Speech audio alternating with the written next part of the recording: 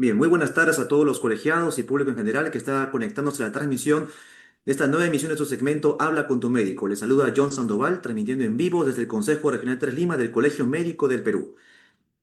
Perú ha sido históricamente uno de los países de mayor incidencia de tuberculosis en América y a menudo ocupa el segundo lugar en Sudamérica después de Brasil, según diversas fuentes del sector salud. Aunque las cifras pueden variar anualmente, Perú se mantiene como uno de los países con alta carga de tuberculosis en la región. Entonces, ¿qué sucede? ¿Por qué sigue siendo un problema la tuberculosis en nuestro país? Para ello hemos invitado al doctor José Gabriel Cornejo García. Él es médico neumólogo, asistente del Servicio de Neumología del Hospital Nacional Arzobispo Loaiza, consultor nacional de tuberculosis y de la DIRIS Lima Norte, y es miembro del equipo técnico de la Dirección Nacional de Prevención y Control de Tuberculosis, a quien damos la bienvenida a este segmento. Bienvenido, doctor. Muchas gracias por la presentación, ¿no? Y por la consideración de poder acompañarlos a ustedes en ¿no? En este evento Ujú. que hacen para poder tener informado, ¿no? Tanto a nuestros colegas médicos como por la población en general. Así, doctor, es un tema muy interesante, muy importante de poder ahondar. Invitamos siempre a los que están conectados a la transmisión que pueden dejar sus consultas para que el especialista pueda responder a cada una de ellas. Doctor, empezamos entonces, en primer lugar, abarcando lo que es la enfermedad, lo más básico, por favor, entréganos una definición, cómo es que se propaga esta enfermedad y cuáles son los signos o síntomas habituales para poder identificar primero la enfermedad. Ya. Para empezar, esto es causado por una bacteria, ¿no? Que se llama el Mycobacterium tuberculosis. Ujú. Es una enfermedad que nos acompaña a la humanidad desde hace siglos de siglos de siglos, ¿no? Y con evidencia tanto en el antiguo Perú, antes de la llegada de los españoles, como en el antiguo Egipto. O sea, nos acompaña a nosotros desde hace miles de años, ¿no? Y es por eso que ha desarrollado sistemas de defensa, y podríamos llamarlo de camuflaje, ¿no? Para poder seguir persistiendo con nosotros a través de los siglos. Es una enfermedad que puede afectar a cualquier órgano de nuestro cuerpo, pero principalmente a los pulmones. Y esa es la forma en que se contagia, cuando llega a afectar los pulmones y las personas empiezan, como parte de sus síntomas, empiezan a toser y las micobacterias o bacterias de tuberculosis se transmiten a través de las gotitas, ¿no? Que se expele con la tos. Y las personas que están en contacto con ese aire, podríamos llamarlo contaminado, tienen el riesgo de infectarse y posteriormente enfermarse. Como mencioné, todas las demás partes del cuerpo que podrían ser afectadas por la tuberculosis no contagian. Solamente la única forma de contagio es por la tuberculosis pulmonar, que como ya mencioné, ¿no? Es la más frecuente. Ahora, ¿qué síntomas pueden tener la tuberculosis? Eso es muy variado. Y para empezar, es una enfermedad crónica, no es una enfermedad aguda. Agudo podríamos llamarle algo que demora 2 semanas, pero crónico es más ese tiempo. Y por lo general, cuando diagnosticamos un caso de tuberculosis, en el fondo el paciente lleva meses enfermo, a pesar de que no, al inicio no sentía casi nada. Entonces, los síntomas principales que todo el mundo probablemente no tiene conocimiento es la tos, la expectoración y en algunos casos la tos con sangre o hemoptisis. Pero eso ya es, digamos, la parte más evidente de la enfermedad. Previamente, muchos pacientes han tenido una tos, ¿no? Sin mayor expectoración, que la han considerado como un problema faríngeo, entre comillas, sus bronquios, y han estado así meses de meses, o bajando de peso sin explicación, o con un leve dolor en el pecho o en la espalda, que tampoco les llamaba la atención porque pensaban que era por su trabajo, algún deporte, mala posición, ¿no? Y después cuando pasan semanas, y como les mencioné, meses, ya se agregan más síntomas, como los que mencioné, tos, flema, tos con sangre o inclusive fiebre y sudoración. Entonces ahí recién entran en cuenta que estuvieron enfermos realmente no hace 5 días, una semana, sino meses. Y eso es lo que dificulta a veces, ¿no? La detección oportuna de los casos, porque lleva mucho tiempo, no es como algo que todo el mundo debe recordar del COVID, ¿no? Que uno sabía cuándo se enfermó, porque empezaba con fecha y hora, ¿no? Hasta minuto podrían darnos de cuándo empezaron a tener los síntomas. Y se contagia, como les mencioné, la tuberculosis vía aérea. Y es algo muy importante que muchos pacientes creen que la tuberculosis se contagia como si fuera, no sé, la tifoidea, ¿no? Que creen que se contagia por los alimentos, por los utensilios de comida, por la ropa de cama, pero realmente no se contagia así. Se contagia por la vía respiratoria y las personas que están tosiendo, ¿no? Y que tengan tuberculosis, ¿no? Entonces se contagia, esa es la vía de contagio. Es tal cual entonces el COVID de las gotículas. Cuando uno tose, a una cierta distancia puede contagiar a otra persona de tener esta enfermedad.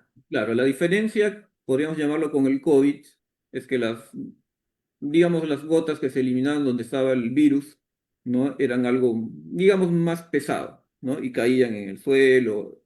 En cambio, las gotitas que se eliminan con la tos y donde están las bacterias de tuberculosis son bastante pequeñitas y quedan flotando en el ambiente hasta por horas, por lo menos 8 horas quedan flotando. El paciente de repente ya no está ahí, ¿no? En la habitación, pero lo que el paciente tosió sigue flotando en el ambiente y otra persona al cuarto sin estar ya el paciente enfermo y se puede contagiar. Entonces Y el tiempo, eso es dígame. sí, el tiempo que se presenta estos signos iniciales o síntomas de la enfermedad, ¿qué tiempo es? Desde que yo me enfermo, o sea, desde que yo me contagio hasta que yo me enfermo, pueden Ujú, pasar meses, inclusive años. Entonces ujú. no es algo inmediato, ¿no? A diferencia de cualquier cuadro viral, ¿no? Pues Entonces todos ahí ustedes surge, saben que alguien en la casa se resfría y en 2 semanas, por lo general, todos se enferman, ¿no? Uno tras otro. En cambio, en tuberculosis no es así, pueden pasar meses, ¿no? Desde que yo me infecté, ¿no? Hasta que me enfermé. En algunos casos, yo he documentado al menos una persona que se ha demorado 8 años, ¿no? En hacer la enfermedad, ¿no? Desde que se contagió. ¿Cómo sé que era porque le hicimos las pruebas de sensibilidad y tenía el mismo patrón, ¿no? Que su familiar que había fallecido 8 años antes? Exactamente igualito, era el mismo vacilo que tenía, pero pasaron 8 años. Eso es un extremo probablemente, pero no es algo inmediato, son meses que pasan entre que yo me infecto y que yo me enfermo. y ahí surge justamente uno de los factores, quizás, de las dificultades que puede haber para el diagnóstico temprano que usted menciona, ¿no? O también parte de la problemática con respecto a la incidencia de la tuberculosis en nuestro país. Claro, ¿no? Entonces, con una enfermedad que puede ser lenta en su avance o en su presentación, ¿no? Las personas de repente no creen que pueden tener eso y de repente cuando van a su primera atención o segunda atención médica, tampoco nosotros, ¿no? Los médicos, creemos que eso puede ser tuberculosis, por- porque son síntomas a veces tan leves al comienzo, ¿no? Que muchas veces se puede pasar, ¿no? Y en ese interín, ¿no? Hasta que se hace el diagnóstico, y obviamente el paciente puede empeorar, hasta que hicimos el diagnóstico, ya el paciente puede haber contagiado a otras personas y el ciclo se sigue repitiendo y repitiendo y repitiendo. Ujú. Vamos a leer algunos comentarios o consultas que están haciendo en el público. Ujú. María del Carmen menciona, ¿y se puede tener TBC y recién caer con síntomas luego de 6 meses? Sí, sí es posible, porque la prontitud en lo que uno se infecta y se enferma, a veces eso está acelerado si yo tengo algún problema de salud de fondo. Ejemplo, ¿no? Lo más típico es tener diabetes, ¿no? O las personas que tienen el virus del VIH, o personas que tienen problemas renales que están en diálisis. O también otro ejemplo son los niños pequeños que todavía su sistema inmune no está bien desarrollado. Ese, entre otros grupos de pacientes, adicionalmente podríamos añadir los que tienen cáncer, ¿no? Podrían hacer más rápido de lo que mencioné al inicio, ¿no? Pasar de la infección a la enfermedad porque su sistema de defensa no funciona adecuadamente. Eso puede acelerar la presentación de la enfermedad. Ujú. Otra de las consultas que complementa lo anterior, quizás, ¿por qué algunos doctores se confunden y no dan con el diagnóstico de TBC con una placa?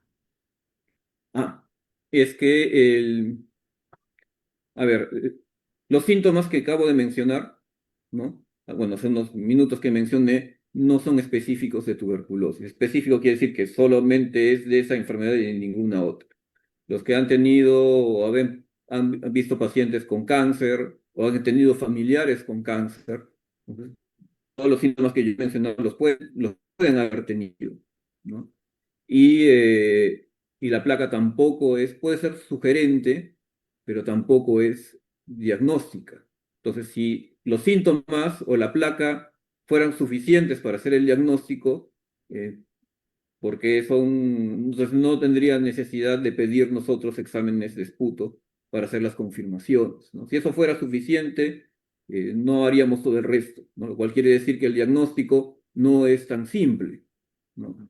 Y sobre todo los que probablemente tanto, bueno, médicos y el personal o público en general que tienen algún conocimiento sobre la enfermedad saben que el tratamiento son largos, ¿no? No son de unas semanas y no son de meses de tratamiento. Entonces necesitamos confirmar que lo que estamos sospechando es tuberculosis. ¿Cómo se confirma? Por los análisis del esputo. La placa no es suficiente, tenemos que hacer todo el resto. Por eso es que el diagnóstico no se hace como menciona, ¿no? La persona que ha escrito, porque podríamos estar dando sobre tratamientos a un montón de personas que de repente no tienen tuberculosis, sino tienen otra enfermedad. Claro. Con respecto a lo que ya corresponde al tema central, a nivel mundial, se predice que los brotes de tuberculosis van a seguir representando un riesgo para la salud y en el 2024 se reportaron 32.950 casos de Mm. tuberculosis en el país, ¿no? De los cuales 54.7%, según cifras que mencionan las fuentes del sector salud, se concentraron en Lima y Callao. O sea, hay una incidencia también, se producen alrededor de 30.000 casos de tuberculosis en el Perú. ¿Cuál es entonces, doctor, con respecto a esas cifras, su análisis con respecto a la situación de incidencia? ¿Por qué sucede esto, esta problemática en nuestro país? Bueno, hemos sabido que bueno, la tuberculosis tiene un montón de determinantes, ¿no? No solamente es la parte médica, es la parte social, ¿no? Social o económico. Entonces, las situaciones de pobreza, ¿no? Hacinamiento, de repente educación incompleta, ¿no? Desnutrición, todo eso favorece el desarrollo de la tuberculosis. Esa es una parte de la explicación, porque nosotros no somos el único país que tiene esos problemas, ¿no? Igual que en América Latina o en otros continentes. Ujú, Todos seguro que conocen que hay otros países que tienen los mismos problemas que nosotros desde el punto de vista social y económico, pero ujú. no tienen tanta tuberculosis como nosotros, ¿no? Entonces no hay una explicación clara por qué nosotros tenemos tanta incidencia, porque tenemos los mismos factores socioeconómicos de otras realidades. Hemos tenido en la historia del tratamiento de tuberculosis, ¿no? Que es de repente malas decisiones en el tiempo. No hemos sido el único país, ¿no? Que ha tenido unas malas decisiones en tomar o en indicar tipos de tratamientos. Pero eso no explica todo, ¿no? No hay una clara explicación de por qué nosotros tenemos más que otros países. Si vemos desde el punto de vista social, económico, inflación, todos los determinantes socioeconómicos, algunos países están peor que nosotros o semejantes. Y sin embargo, no tienen tanta tuberculosis como la que tenemos nosotros, y en la historia de tratamiento han tenido los mismos esquemas de tratamiento que nosotros.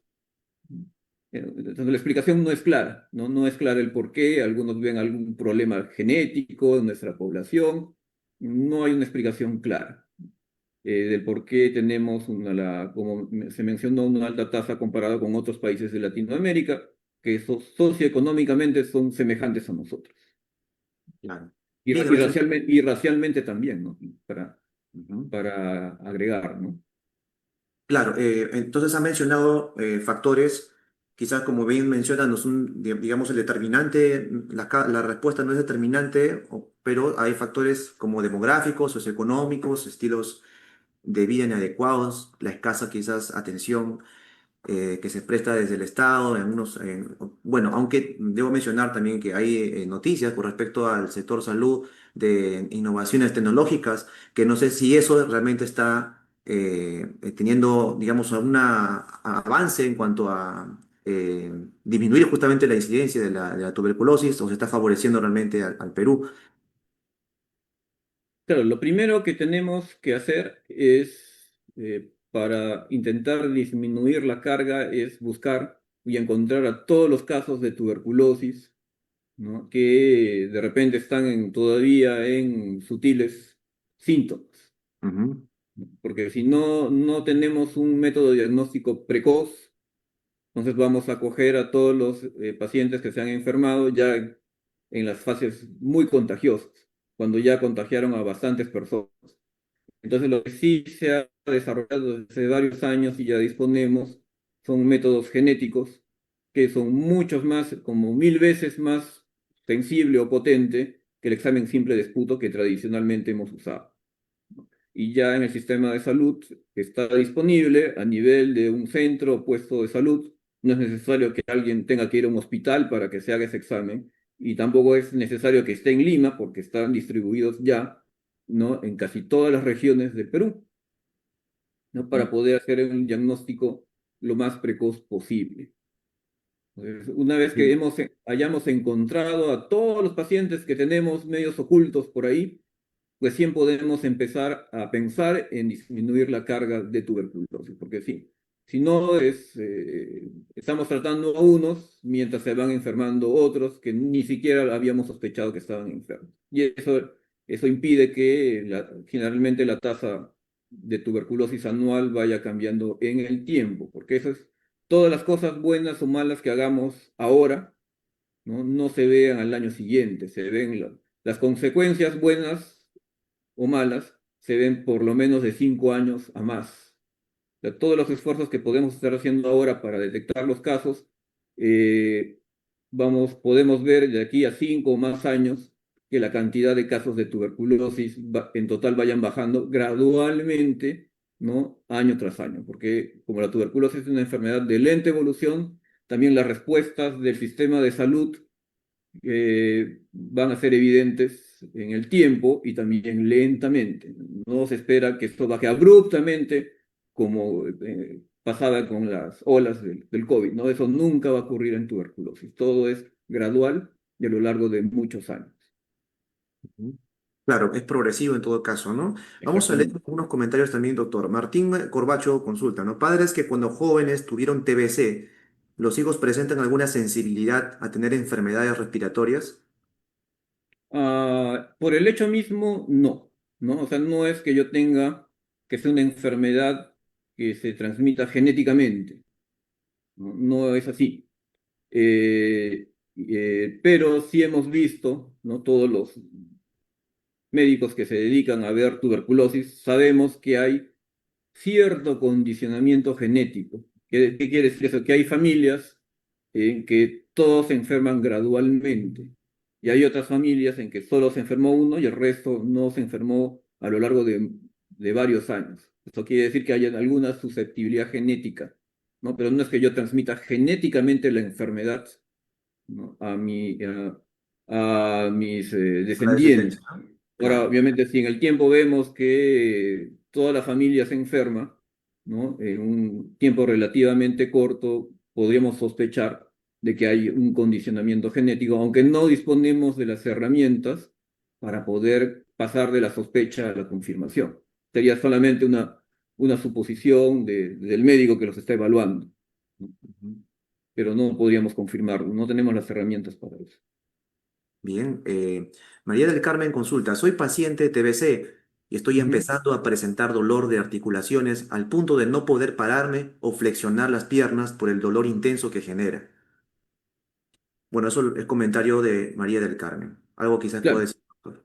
claro, es bueno, como siempre le digo a los pacientes que van a empezar un tratamiento, cualquiera que sea, que hay varios tipos de tratamiento, Ujú. que los tratamientos son largos y siempre son varias pastillas en comparación con otros tipos de enfermedades y que alguna molestia van a producir, ¿no? Y que no son, yo siempre les digo, no son caramelitos porque tienen que producir alguna molestia.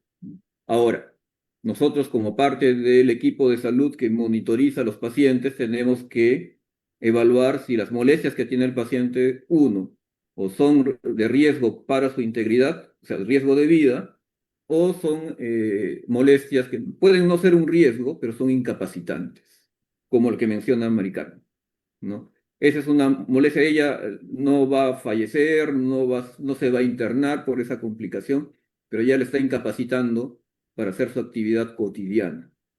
Entonces, cuando suceden esas, ya el equipo de salud tiene que intervenir y evaluar cuál de todos los medicamentos que está tomando es el responsable de sus síntomas y tener que retirarlo, ¿no? Y ver cómo reemplazarlo o modificar su tratamiento, porque va a ser imposible que con lo que refiere la paciente ella pueda terminar un tratamiento. Nadie va a terminar 6 o más meses de tratamiento con las molestias que ella refiere.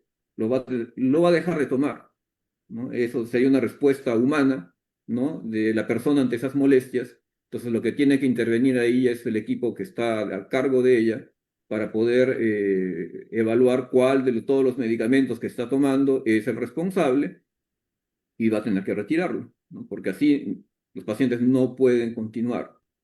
Una persona está enferma, necesita un tratamiento de varios meses, pero ese tratamiento, como yo les digo a los pacientes, no, por ese tratamiento no tienen que explotar, ¿no?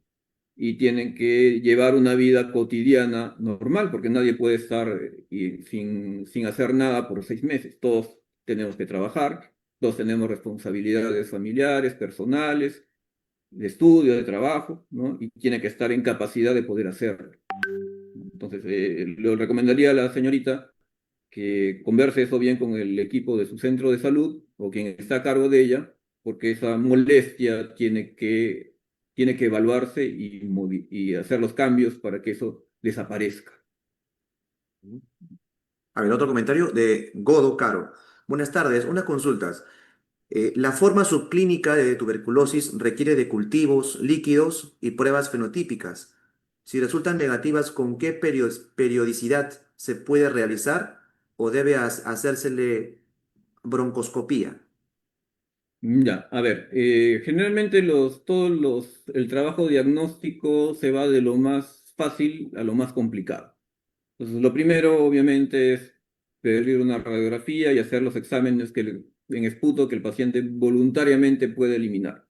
Ahora, si todo eso no es concluyente, probablemente tenemos desde el punto de vista de rayos X tener que avanzar hacia una tomografía, que es un estudio de rayos X más avanzado, y o obtener una muestra de su vía respiratoria, ¿no? Y eso es a través de un procedimiento que se llama broncoscopía, ¿no? La mayoría de personas sabe que es una endoscopía digestiva, ¿no?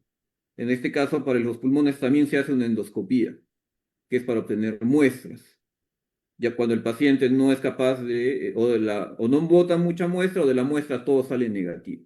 Y por la imagen que tiene en su radiografía, sabemos que no está sano, está enfermo de algo. Entonces se hace ese procedimiento y se manda para lo mismo que se haría de una muestra voluntaria que elimina el paciente. Ahora, con respecto a los cultivos que se pueden enviar, ya eso queda de acuerdo a la evaluación de cada clínico que esté evaluando cada caso. Ujú. Ahora, ya en algunas circunstancias, como mencionó una persona, ¿no? Que piensa o pensaba que el diagnóstico de tuberculosis es muy fácil, la mayoría de casos sí lo es, ¿no? Pero en varios casos no es tan fácil. No es un blanco y negro, sino tiene una escala de grises bastante amplia y a veces los médicos tenemos que tomar una decisión, ¿no? Decisión de repente, a pesar de que todo nos sale negativo, hemos hecho todo lo que teníamos que hacer y a veces decidimos iniciar un tratamiento y observar la respuesta. No es tan fácil, ¿no? Por eso, si no nos necesitarían a nosotros los médicos para poder hacer el diagnóstico, ¿no? Si fuera tan fácil, no nos necesitarían para hacer el diagnóstico. Todos los contactos cercanos de casos de tuberculosis pulmonar que son mayores de 18 años con PPD reactivo, RX normal y asintomáticos deben recibir terapia preventiva?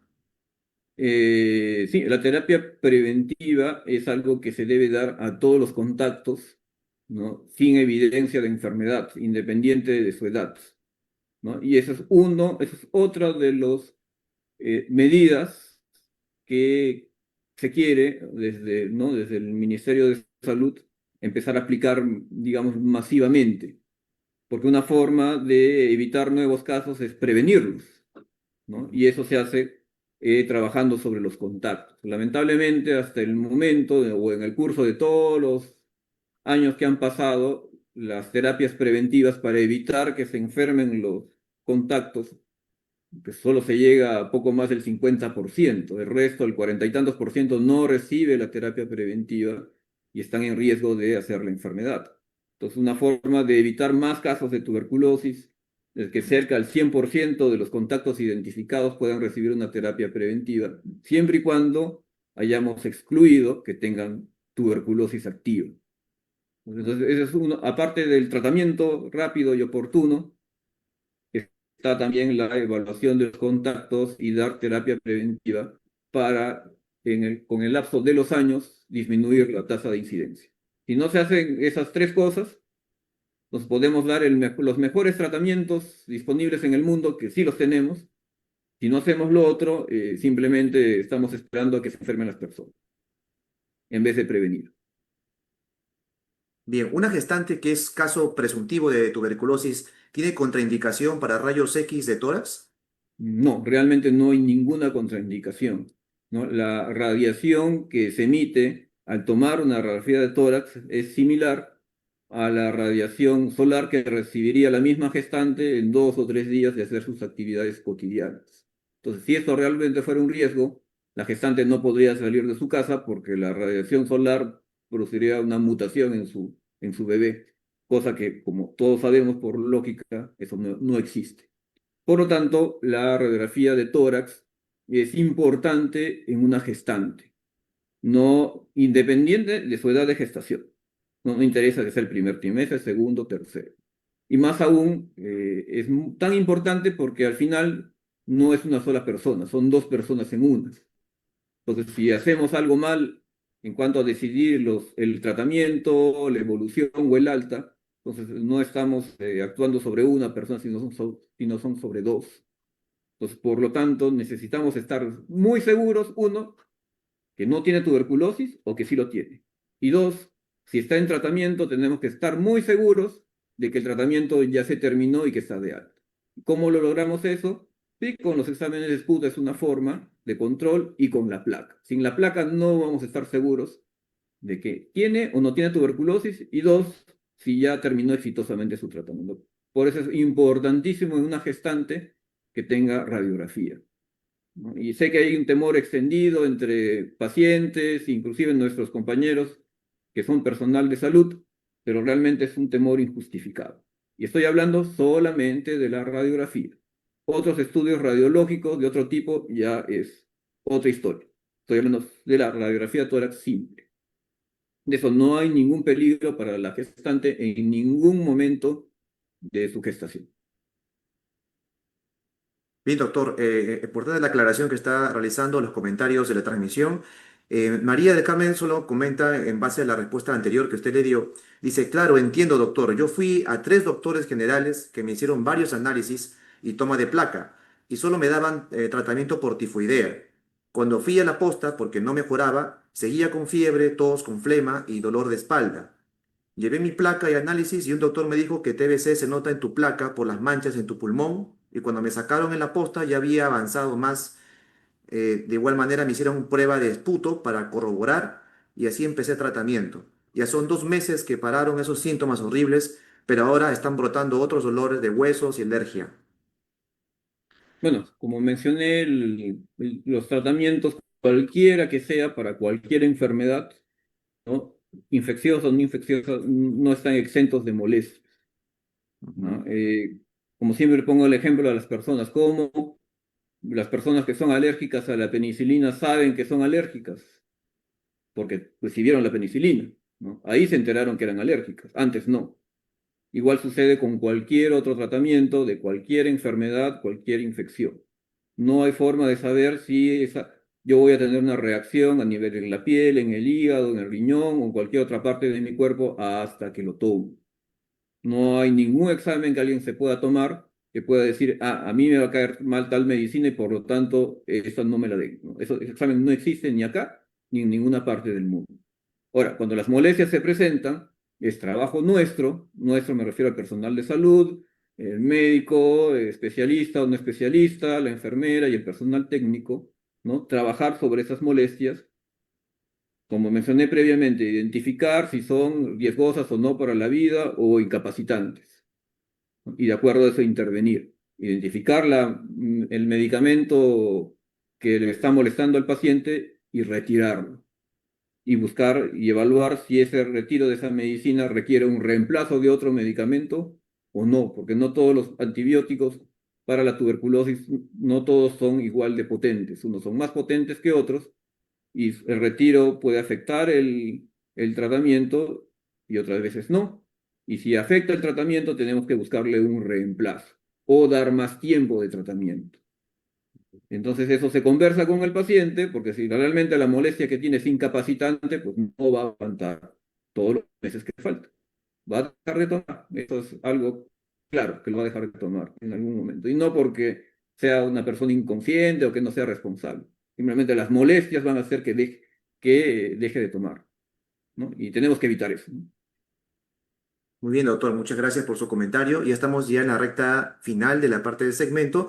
Solo Ujú. unos últimos comentarios que Ángel Megarejo menciona. ¿Hay evidencia de que los métodos diagnósticos mejorados, GenExpert, han aumentado la detección y por lo tanto han disminuido la incidencia? Hasta el momento, no. No que haya disminuido la incidencia, ¿no? Porque todavía estamos buscando cada vez más casos y lo que queremos es eso, ¿no? Identificar la mayor cantidad de pacientes y si ampliamos a fondo todo el GeneXpert probablemente la incidencia podría inclusive aumentar, ¿no? Porque estamos encontrando casos que antes estaban, digamos, ocultos o medios ocultos porque los síntomas no eran suficientes para que alguien tuviera la sospecha, o el paciente se preocupara o el médico lo sospechara. Entonces, lo que se quiere es eso, identificar la mayor cantidad de pacientes posibles y así, tratando a todos los casos posibles, vamos a terminar disminuyendo la incidencia. Como le digo, eso no se ve de un año a otro, eso se ve en el lapso de un efecto sostenido, porque yo puedo utilizar hoy día GeneXpert para todo el mundo, ¿no? Y encuentro todos los casos, pero el próximo año ya no tengo la misma cantidad de pruebas para hacer a todo el mundo como lo estaba haciendo, entonces el efecto no se va a sostener, tiene que ser un efecto sostenido en el tiempo, para que eso en el tiempo se vea su efecto. Un solo año de esfuerzo a full no cambiaría nada.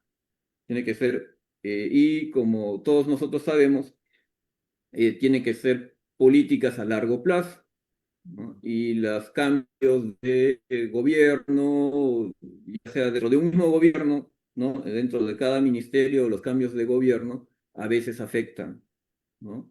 Y eso u otras cosas, como todo el mundo que tiene ya cierto tiempo de vida se da cuenta, ¿no? Que los cambios de gobierno cambian, ¿no? Las políticas de salud, económicas, educacionales, de todo, ¿no? Y a veces se pierde el esfuerzo sostenido por 2 o 3 años, se pierde y ya no se logra lo que uno quería a largo plazo.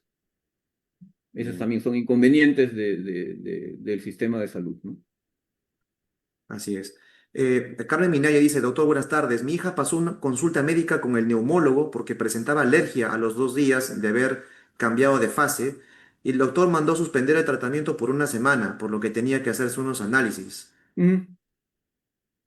Bueno, o sea, si la molestia ya, como mencioné, el médico que evalúa ve si la molestia que tiene el paciente es un riesgo de vida, ¿no? O tiene el potencial de ser un riesgo de vida. Lo que ningún médico quiere es que el paciente termine en una emergencia de algún hospital por efectos secundarios de los medicamentos, que pueden ser muy intensos y requieren que se hospitalice a veces por varias semanas. Entonces nadie quiere que pase eso, ¿no?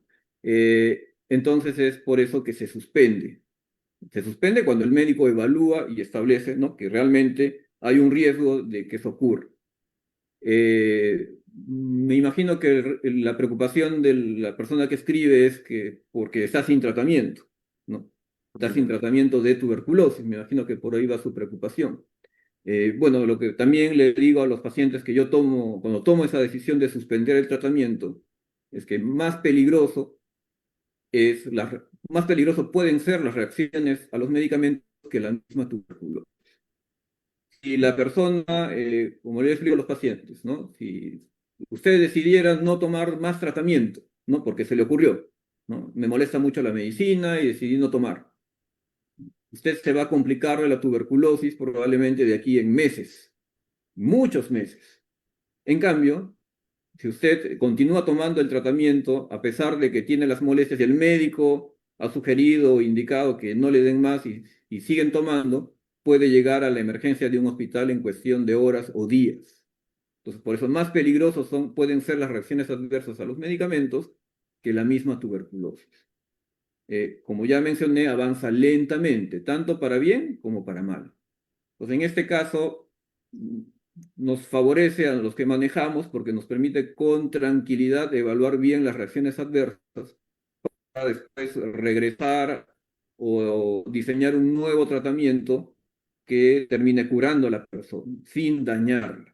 Como la tuberculosis avanza muy lento, nos permite tomarnos un tiempo para reflexionar, lo que lamentablemente otros tipos de infecciones no lo tienen, ¿no? Que son muy rápidas y que necesitan que los tratamientos sean así rapiditos y no tener pausas. Pero en tuberculosis es totalmente distinto a cualquier otro tipo de infección. Por eso es que los médicos cuando lo deciden suspenden, esperan resultados y nos preocupa más la reacción adversa que la misma tuberculosis.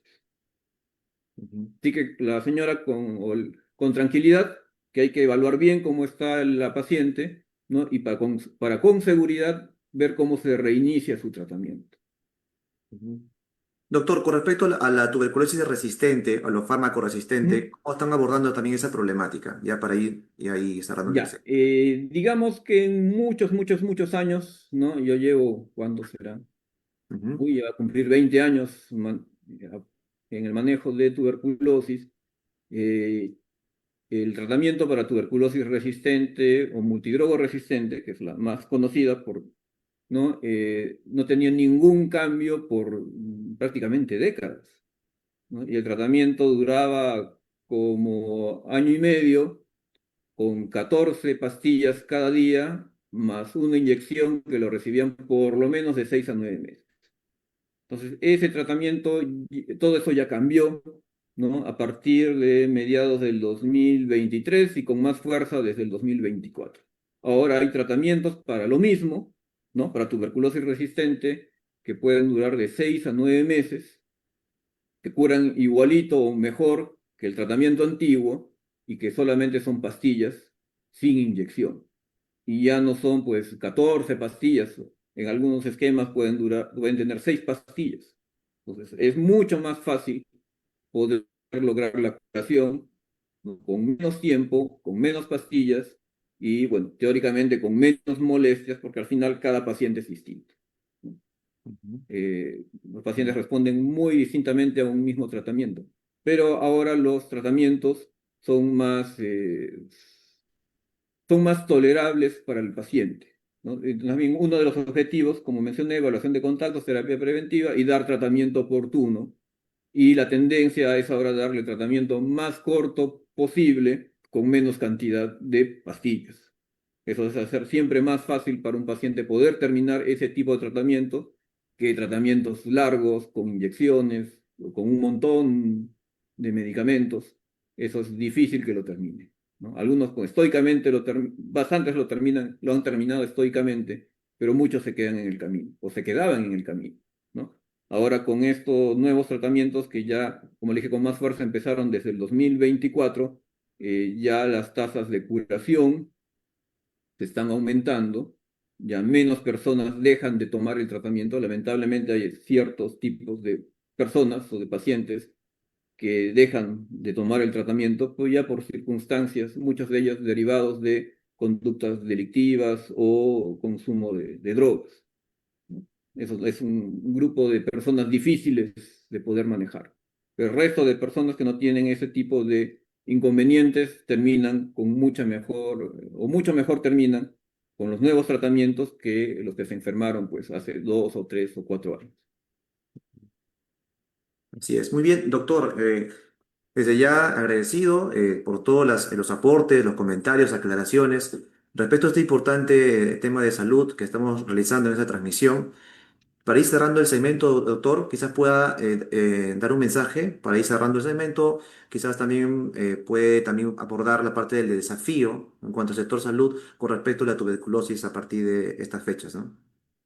Bueno, para todas las personas que nos escuchan, principalmente para el público que no es personal de salud, la tuberculosis es una enfermedad que se puede curar, ¿no? Como le digo a los pacientes, han tenido la mala suerte pues, de enfermarse de tuberculosis, pero al menos es una enfermedad que tiene cura, ¿no? Y tenemos aquí en el país, disponemos de todos los medicamentos disponibles para poder curar cualquier tipo de tuberculosis, siempre y cuando el paciente tome su tratamiento como se le indica.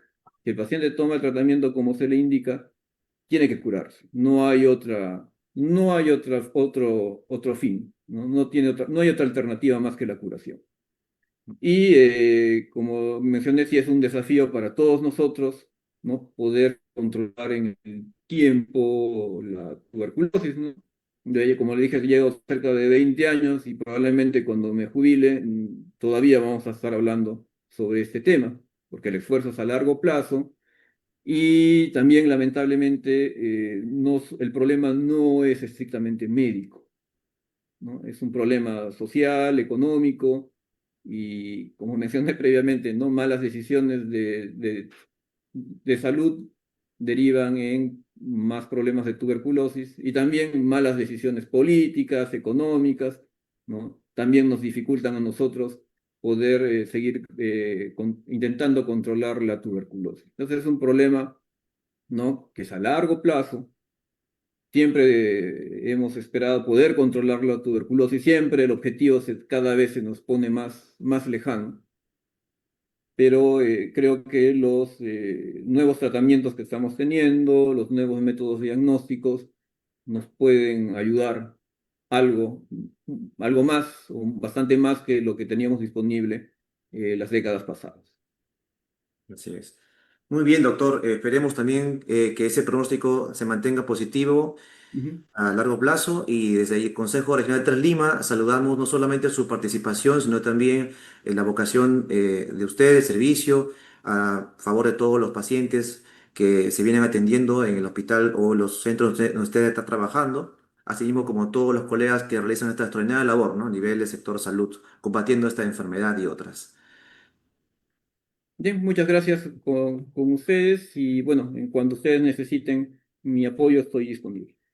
Muchísimas gracias, doctor, por su participación y a todo el público también que ha estado en la transmisión en vivo de este importante segmento. Nos acompañó el doctor José Gabriel Cornejo García, médico neumólogo del Hospital Nacional Arzobispo Loaiza. Invitamos a todo el público a continuar viendo también los contenidos de salud que hacemos en CMP Lima para todo nuestro público colegiado y público en general también. Muchas gracias, doctor. Muchas gracias al público. Nos vemos en una próxima Gracias. oportunidad en Habla con tu médico. Buenas tardes.